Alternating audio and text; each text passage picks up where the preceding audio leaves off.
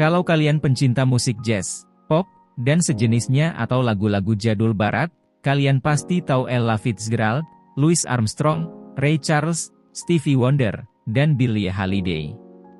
Mereka semua legendaris dan ikonik, menginspirasi serta membuka jalan buat musisi generasi berikutnya. Tapi kalian pernah gak sih dengar wanita yang bernama Hazel Scott? Seorang musical prodigy dan jenius di bidang musik yang terlupakan. Lahir di Trinidad tahun 1920, keluarga Hazel Scott kemudian pindah ke Amerika Serikat. Usianya baru 8 tahun waktu ia menerima beasiswa belajar di sekolah musik bergengsi Juilliard dan tampil di Cafe Society saat masih bersekolah dengan style gabungan genre klasik, jazz, dan pop. Bakatnya membawanya ke Hollywood, industri yang dominan pria dan orang kulit putih. Hazel Scott jadi sangat terkenal sekitar tahun 1930-1940-an dan menjadi wanita kulit hitam pertama yang jadi host untuk acara televisinya sendiri, yaitu The Hazel Scott Show. Prinsipnya ketika perform adalah menolak tampil di tempat yang memisahkan audiens kulit hitam dan kulit putih. Menolak kostum atau konsep acara yang memberikan stereotip kulit hitam, misalnya memakai seragam pembantu. Hazel Scott menikah dengan anggota Kongres terkenal, Adam Clayton Powell Jr., in 1945 dan mereka jadi pasangan yang berpengaruh dalam memperjuangkan hak-hak orang African American untuk terbebas dari diskriminasi, rasisme dan segregasi. Sayangnya jalan tidak selalu mulus.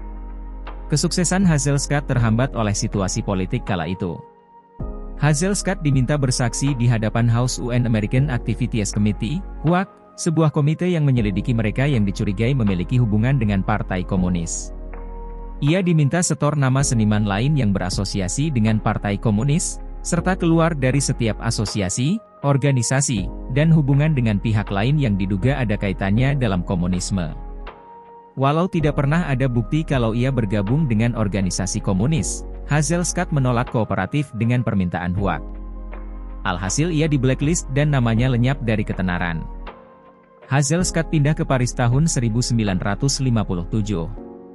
Hingga akhir hayatnya, meninggal tahun 1981, ketenaran Hazel Scott tidak pernah kembali, walaupun ia tetap tampil dalam skala kecil dan cukup aktif dalam memperjuangkan hak kemanusiaan. Ia tidak pernah dapat Grammy Awards, Emmy Awards, Hollywood Walk of Fame, atau penghargaan lain yang pantas didapatkannya. Tapi kerja kerasnya sebagai musisi dan aktivis kemanusiaan tidak hilang begitu saja, karena membuka jalan bagi banyak orang, terutama African American, dan kegigihannya yang patut kita contoh apapun bidang pekerjaan kita, kapanpun, dan dimanapun kita ditempatkan.